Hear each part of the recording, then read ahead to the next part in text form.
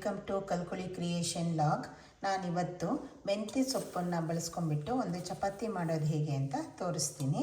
ಇಲ್ಲಿ ನಾನು ಒಂದು ಸ್ವಲ್ಪ ಮೆಂತ್ಯ ಸೊಪ್ಪನ್ನು ತೊಗೊಂಡಿದ್ದೀನಿ. ಇದು ಒಂದು ಕಟ್ಟಲ್ಲಿ ಒಂದು ಕಾಲು ಭಾಗದಷ್ಟು ನಾನು ತೊಗೊಂಡಿದ್ದೀನಿ. ಇಲ್ಲಿ ಇಬ್ಬರಿಗೆ ಚಪಾತಿ ಎಷ್ಟು ಬೇಕಾಗುತ್ತೆ ನಾನು ಅಷ್ಟನ್ನು ಮಾಡಿ ತೋರಿಸ್ತಾ ಇದ್ದೀನಿ. ನಾನು ಇಲ್ಲಿ ಫಸ್ಟು ಮೆಂತ್ಯ ಸೊಪ್ಪನ್ನೆಲ್ಲ ಈ ರೀತಿ ಕಟ್ ಮಾಡ್ಕೊಂಬಿಟ್ಟು ದಪ್ಪ ಇರುವಂತಹ ದಂಟನ್ನೆಲ್ಲ ತೆಗೆದುಬಿಟ್ಟು ಈ ರೀತಿ ಬರೀ ಸೊಪ್ಪನ್ನು ತೊಗೊಂಡಿದ್ದೀನಿ. ಇವಾಗ ಇದನ್ನು ಚೆನ್ನಾಗಿ ವಾಶ್ ಮಾಡಿಬಿಟ್ಟು ಹೆಚ್ಚಿಟ್ಕೊಳ್ಬೇಕಾಗತ್ತೆ. ಇಲ್ಲಿ ನಾನು ಒಂದು ಕಾಲು ಭಾಗದಷ್ಟು ಈ ಸೊಪ್ಪನ್ನು ಬಿಡಿಸಿ ಇಟ್ಕೊಂಡಿದ್ದೀನಿ. ಇವಾಗ ಇದು ವಾಶ್ ಮಾಡಿಬಿಟ್ಟು ಚೆನ್ನಾಗಿ ಸಣ್ಣದಾಗಿ ಹೆಚ್ಕೊಳ್ಳೋಣ. ಇವಾಗ ನೋಡಿ, ನಾನು ಮೆಂತ್ಯ ಸೊಪ್ಪನ್ನು ಕ್ಲೀನಾಗಿ ವಾಶ್ ಮಾಡಿ ಈ ರೀತಿ ಚಿಕ್ಕದಾಗಿ ಹೆಚ್ಚಿಟ್ಕೊಂಡಿದ್ದೀನಿ. ಎಷ್ಟು ಸಣ್ಣ ಸಾಧ್ಯನೋ ಅಷ್ಟು ಸಣ್ಣದಾಗಿ ನೀವು ಇದನ್ನು ಹೆಚ್ಕೊಳ್ಬೇಕಾಗತ್ತೆ. ಇವಾಗ ನಾನು ಇಲ್ಲಿ ಒಂದು ಬೌಲಿಗೆ 1.5 ರಿಂದ 2 ಕಪ್ ಆಗಷ್ಟು ಗೋಧಿ ಹಿಟ್ಟನ್ನು ಹಾಕ್ಕೊಂಡಿದ್ದೀನಿ. ನಂತರ ಇದಕ್ಕೆ ಒಂದು ಅರ್ಧ ಟೀ ಸ್ಪೂನ್ ಆಗಷ್ಟು ಉಪ್ಪನ್ನು, ನಾನು ಹಿಮಾಲಯನ್ ಪಿಂಕ್ ಸಾಲ್ಟು ಯೂಸ್ ಮಾಡ್ತಾ ಇದ್ದೀನಿ. ಇಲ್ಲಿ ಒಂದು ಅರ್ಧ ಟೀ ಸ್ಪೂನ್ ಆಗಷ್ಟು ಉಪ್ಪನ್ನು ಹಾಕ್ಕೊಳ್ತೀನಿ. ಇದು ಆಪ್ಷನಲ್ಲು, ನಿಮಗೆ ಬೇಕು ಅಂದರೆ ಹಾಕ್ಕೊಳ್ಬೋದು, ಬೇಡ ಅಂದರೆ ನೀವು ಉಪ್ಪನ್ನು ಹಾಕ್ಕೊಳ್ಳೋದನ್ನು ಸ್ಕಿಪ್ ಮಾಡ್ಬೋದು. ಇದಕ್ಕೆ ಈ ಸೊಪ್ಪನ್ನು ನಾನು ಇವಾಗ ಸೇರಿಸ್ಕೊಳ್ತಾ ಇದ್ದೀನಿ. ಯಾರು ಡೈರೆಕ್ಟಾಗಿ ಸೊಪ್ಪನ್ನು ತಿನ್ನೋದಕ್ಕೆ ಇಷ್ಟಪಡೋದಿಲ್ವೋ ಆವಾಗ ನೀವು ಹೀಗೆ ಚಪಾತಿಯಲ್ಲಿ ಅದನ್ನು ಸೇರಿಸಿ ಚಪಾತಿ ಮಾಡಿಕೊಟ್ರೆ ತುಂಬ ಚೆನ್ನಾಗಿ ಟೇಸ್ಟ್ ಬರುತ್ತೆ. ಮಕ್ಕಳು ಹಾಗೆ ಚಪಾತಿ ತಿನ್ನೋದಕ್ಕೆ ಇಷ್ಟಪಡ್ತಾರೆ.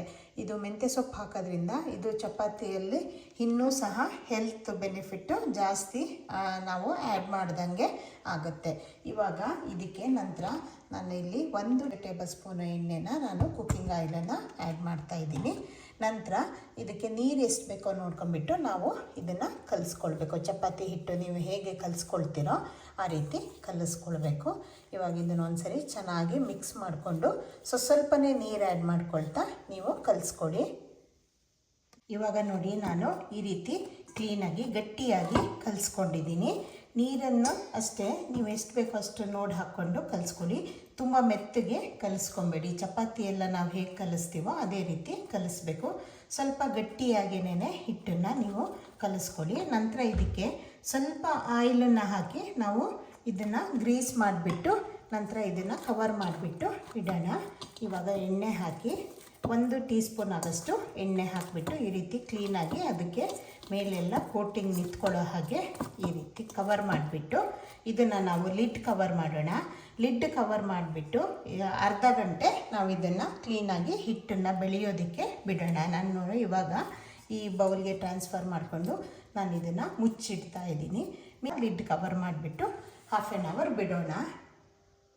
ಇವಾಗ ನೋಡಿ, ನಾನು ಚಪಾತಿನೆಲ್ಲ ಕಲಿಸ್ಕೊಂಡಿದ್ನಲ್ಲ ಹಿಟ್ಟನ್ನು, ಅದನ್ನು ಈ ರೀತಿ ಉಂಡೆಗಳನ್ನಾಗಿ ಮಾಡ್ಕೊಂಡಿದ್ದೀನಿ. ಸ್ವಲ್ಪ ನಾನಿಲ್ಲಿ ದೊಡ್ಡ ದೊಡ್ಡ ಉಂಡೆಗಳನ್ನು ತಗೊಂಡಿದ್ದೀನಿ. ಇವಾಗ ಇದನ್ನು ನಾವು ಚಪಾತಿಯನ್ನು ಲಟ್ಟಿಸ್ಕೊಳ್ಳೋಣ. ಇವಾಗ ನಾನು ಇದನ್ನು ಈ ಸರ ಹಿಟ್ಟನ್ನು ಸವರ್ಕೊಂಬಿಟ್ಟು ನಾನು ಇದನ್ನು ಚಪಾತಿನ ಮಾಡ್ಕೊಳ್ತಾ ಇದ್ದೀನಿ. ನಿಮಗೆ ಎಷ್ಟೆಷ್ಟು ದೊಡ್ಡ ಬೇಕೋ ಅಷ್ಟಷ್ಟು ದೊಡ್ಡದಕ್ಕೆ ನೀವು ಚಪಾತಿನ ಲಟ್ಟಿಸ್ಕೊಳ್ಳಿ. ಇವಾಗ ಒಂದೊಂದನ್ನೇ ನಾನು ಲಟ್ಟಿಸಿ ಇಟ್ಕೊಳ್ತಾ ಇದ್ದೀನಿ.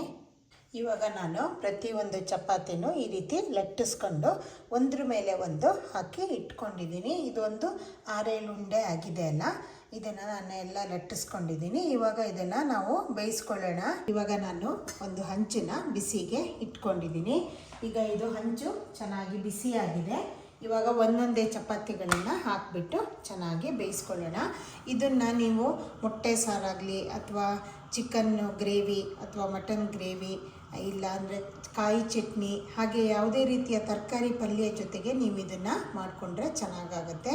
ನೀವು ಬರೀ ಚಪಾತಿ ತಿನ್ನೋದಕ್ಕಿಂತ ಈ ರೀತಿ ಮಾಡಿಕೊಂಡ್ರೆ ತುಂಬ ಟೇಸ್ಟಿಯಾಗೂ ಇರುತ್ತೆ, ಹಾಗೆ ಆರೋಗ್ಯಕ್ಕೆ ತುಂಬ ಒಳ್ಳೆಯದು.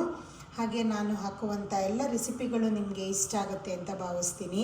ನನ್ನ ಕಲ್ಕುಳಿ ಕ್ರಿಯೇಷನ್ ಲಾಗ್ ಚಾನಲ್ ಏನಿದೆ ಇದನ್ನು ಸಬ್ಸ್ಕ್ರೈಬ್ ಮಾಡ್ಕೊಳ್ಳಿ, ಲೈಕ್, ಶೇರ್ ಆ್ಯಂಡ್ ಕಮೆಂಟ್ ಮಾಡಿ.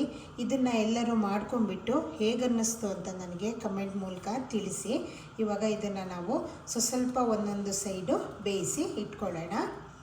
ಇವಾಗ ಇದು ಒಂದು ಸೈಡು ಸ್ವಲ್ಪ ಆಗಿದೆ ಅಲ್ಲ, ಇದನ್ನು ಟರ್ನ್ ಮಾಡಿ ಹಾಕಿಬಿಡೋಣ. ಇದು ನೀವು ತುಂಬ ಗಟ್ಟಿಯಾಗಿ ಬೇಯಿಸ್ಕೊಳ್ಳೋದೇನು ಬೇಕಾಗಲ್ಲ. ಸ್ವಲ್ಪ ನೀವು ಚಪಾತಿನ ಹೇಗೆ ಬೇಯಿಸ್ತೀರೋ ಅದೇ ರೀತಿ ಬೇಯಿಸ್ಕೊಳ್ಳಿ. ಇದು ಮೆಂತ್ಯ ಸೊಪ್ಪು ನಮಗೆ ಡಯಾಬಿಟಿಕ್ ಇರೋರಿಗೂ ತುಂಬ ಒಳ್ಳೆಯದು. ಹಾಗೆ ಇದು ನಾವು ಸೊಪ್ಪಾಗಿ ಯೂಸ್ ಮಾಡೋದ್ರಿಂದ ಇದರಿಂದ ತುಂಬ ಫೈಬರು ನಮಗೆ ಬಾಡಿಗೆ ಸಿಕ್ಕುತ್ತೆ. ಹಾಗಾಗಿ ಇದನ್ನು ರೆಗ್ಯುಲರ್ ಆಗಿ ನೀವು ಮಾಡಿಕೊಂಡು ಉಪಯೋಗಿಸ್ಬೋದು. ಇವಾಗ ನೋಡಿ, ಇದು ನಾನು ಪ್ರತಿಯೊಂದನ್ನು ಈ ರೀತಿ ಬೇಯಿಸ್ಕೊಂಡಿದ್ದೀನಿ. ಇದು ಚೆನ್ನಾಗಿ ಎರಡು ಸೈಡೂ ಕುಕ್ ಆಗೋ ರೀತಿ ನೀವು ಚೆನ್ನಾಗಿ ಬೇಯಿಸ್ಕೊಳ್ಳಿ. ಇದು ತುಂಬ ಸಾಫ್ಟಾಗಿ ಚೆನ್ನಾಗಿ ಬರುತ್ತೆ, ಟೇಸ್ಟು ಸಹ ಅಷ್ಟೇ ತುಂಬ ಚೆನ್ನಾಗಿರುತ್ತೆ. ಇವಾಗ ಇದನ್ನು ನೀವು ಯಾವುದೇ ಪಲ್ಯದ ಜೊತೆಗೆ ನೀವು ನೈಟು ಅಥವಾ ಮಧ್ಯಾಹ್ನ ಯಾವುದೇ ಬೆಳಿಗ್ಗೆ ಮಾರ್ನಿಂಗ್ ಬ್ರೇಕ್ಫಾಸ್ಟಿಗೂ ಸಹ ನೀವು ಇದನ್ನು ಉಪಯೋಗಿಸ್ಬೋದು. ಇದನ್ನು ಮಾಡಿಕೊಂಡು ಹೇಗೆ ಅನ್ನಿಸ್ತು ಅಂತ ನನಗೆ ಕಮೆಂಟ್ ಮಾಡಿ. ಇದು ನೋಡಿ ಎಷ್ಟು ಚೆನ್ನಾಗಿ ಕುಕ್ ಆಗಿದೆ, ಆಮೇಲೆ ತುಂಬ ಇದು ಕ್ರಿಸ್ಪಿನೂ ಇದೆ, ಹಾಗೆ ಸಾಫ್ಟ್ ಆಗೋನು. ಇದನ್ನು ಮಾಡ್ಕೊಂಡ್ಬಿಟ್ಟು ಹೇಗೆ ಅನ್ನಿಸ್ತು ಅಂತ ನನಗೆ ಕಮೆಂಟ್ ಮಾಡಿ. Thank you.